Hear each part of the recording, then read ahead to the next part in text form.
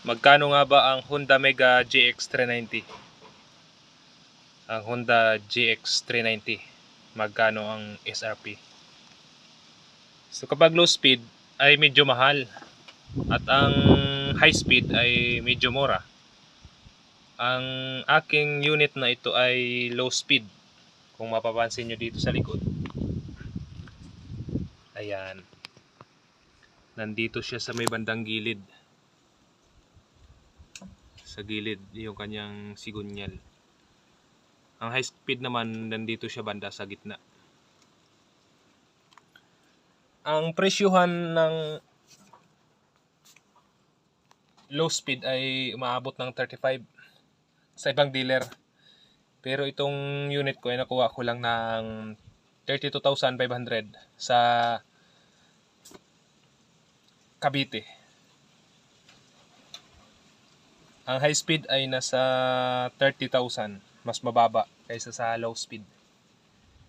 At ang fuel capacity nito, ang gas capacity ng tanke ay 6.1 liters. 6 na litro. At all stock pa rin. Kaya sa mga naghahanap ng Honda na engine, Honda na mga makina, ay pwede kayong comment at ituturo ko sa inyo yung bilihan dun sa Nai Cavite. Mas mababa kasi yung bigayan dun kaysa sa ibang dealer na mga Honda na original.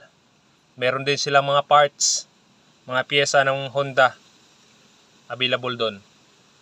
Comment lang kayo at masasagot natin yan, mga ka-idol, mga ka-adventures. Nawain natulungan ko kayo sa inyong mga concerns kung magkano ang Honda na mga makina. Honda Marine engines. Pwede rin sa bukid, mga ginagamit ng mga farmers, mga water pumps, at saka mga ginagamit sa mga traktor. Yan, hanggang dito na lamang mga adventures. Isa sa mga matibay na mga makina, Honda.